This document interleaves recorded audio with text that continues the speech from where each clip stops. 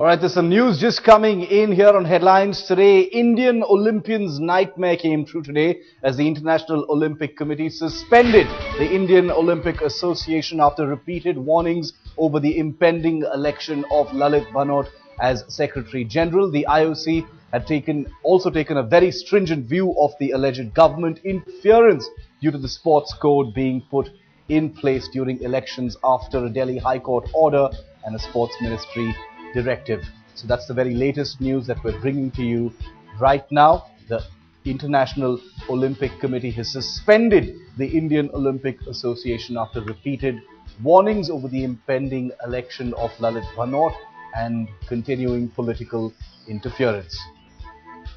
Sports editor Gaurav Gala is with me for more on this. Gaurav, this is something that we'd been expecting for a while now. It's finally happened. The IOC has gone ahead and suspended the Indian Olympic Association. Absolutely. We've been expecting this shift, but still, the minute this news broke, it's still, of course, difficult for it to sink in here, given that just a few months ago, we saw India's best ever showing at a single Olympic Games, and now a few months later, the Indian athletes might not get a chance to be a part of the next Olympic Games. But of course, that's a long way down the line. But at this point in time, the news that we're getting, according to our sources, is that the IOA has been suspended by the IOC, and of course, various reasons for that. But one of the biggest reasons and the main reasons is, of course, government interference and the sports code, the government sports code that the government wants the IOA to follow. And of course, the IOC adamant that it must follow the Olympic Charter and the IOC code. And at this point in time, it seems that the threatening posture of the IOC that we had been seeing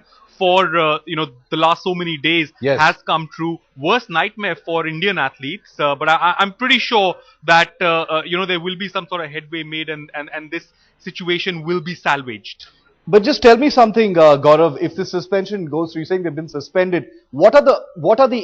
Just detail for us what the impact of this will be. What are the changes we'll see on the ground? What are the effects? Okay, well, see, the biggest impact, of course, is that at this point in time, as long as the suspension stands, Indian athletes cannot take part in any events that are sanctioned by the IOC, cannot take part in any events under the flag of the country. So then they cannot really represent India at an IOC event, at an event which, of course, is affiliated to the Olympic body.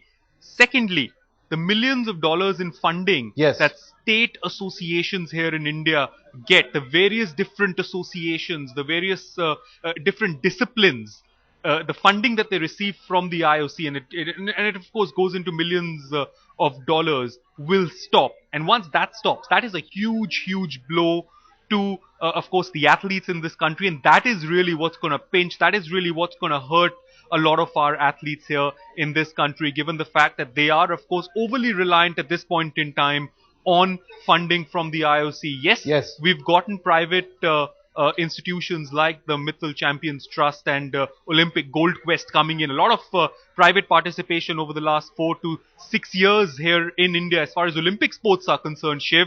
But still, it's just a drop in the ocean. The amount of funding that is received from the IOC and the kind of support one gets from there as far as these sports are concerned is absolutely massive. And I think that is going to be one of the biggest fallouts if this suspension stands. All right, that is going to be one of the biggest fallouts, and it is really a big one. I want to bring in Mail Today's sports editor S. Kannan as well. Kannan, thanks for joining us this evening. There was an executive board meeting of the IOA, Kannan, today, for which a two-member delegation had actually been sent by the IOC. They were apparently snubbed and turned away. So it appears the IOA had pretty much made up its mind about this suspension.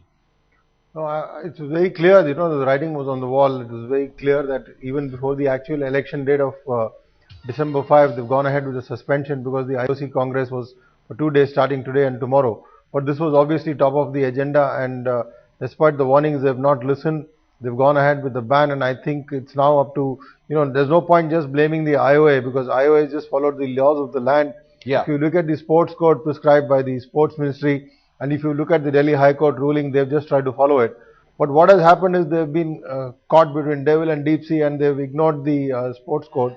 But if you look at the IOC ruling, the ruling is that you should not have any interference from the government. B is they don't want anybody having a tainted past or a tainted face. and that's where the role of Lalit Banod has come under the scanner. Though according to laws of the land, he's really not guilty, as in he's just been accused in the TSR scam of the Commonwealth Games. Yes. Nothing, the charges haven't been proved against him. But IOC for the first time has put its foot down, and after the suspension of Kuwait, and for some duration, including the 2010 Guangzhou Asian Games, the athletes were being allowed to compete under the IOC flag. But the most surprising part is this is the year, Okay. just 5 months after the Olympics, the best ever Olympics for India, where we won 6 medals. You find yourself that you can't compete in the Olympics. 2014 is the Asian Games year. Yes. 2014 is the Commonwealth Games year, and someone has to sit down and quickly work on a solution as to how you can appease the IOC so that you can get your affiliation back. Absolute embarrassment for India in this particular case.